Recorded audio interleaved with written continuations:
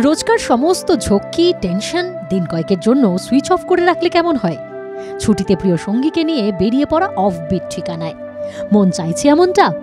বেশ, ভুটান সীমান্ত লাগোয়া ডুয়ার্সের ছোট্ট গ্রাম চিসাং তাহলে অপেক্ষায় রয়েছে আপনার জন্যই।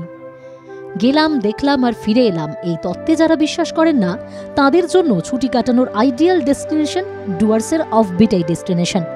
অফিসের টেনশন, রোজকার ট্রাফিকের একঘেয়েমি, ইট কাঠের জঙ্গল থেকে অনেক দূরে দিগন্ত বিস্তৃত সবুজের এই ঠিকানায় আপনাকে কিন্তু ফোন থেকে দূরে থাকতে হবে।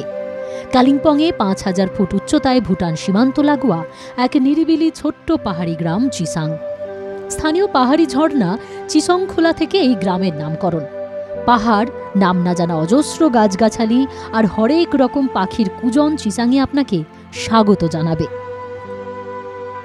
হাত বাড়ালেই ভুটানের পাহাড়, যার কোলে এক অমায়িক সূর্যোদয়ের সাক্ষী হতে পারবেন।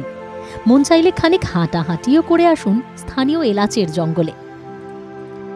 একটু বেলা বাড়লেই ঘুরে আসুন দ্রুক থেক, সামচোলিং মনাস্টেরি আর দাবাইখোলা নদী থেকে। নদীর ওপারেই কিন্তু ভুটান রাজার দেশ। বরফ ঠান্ডা জলে পায়ের পাতা ডুবিয়ে ওপারে গিয়ে খেয়ে আসতে পারেন সে দেশের মাটি। এবারে ভাবছেন কিভাবে যাবেন সেখানে। শিয়ালদা থেকে রাত 8:30টায় চড়ে বসুন কাঞ্চনকন্যা এক্সপ্রেসে।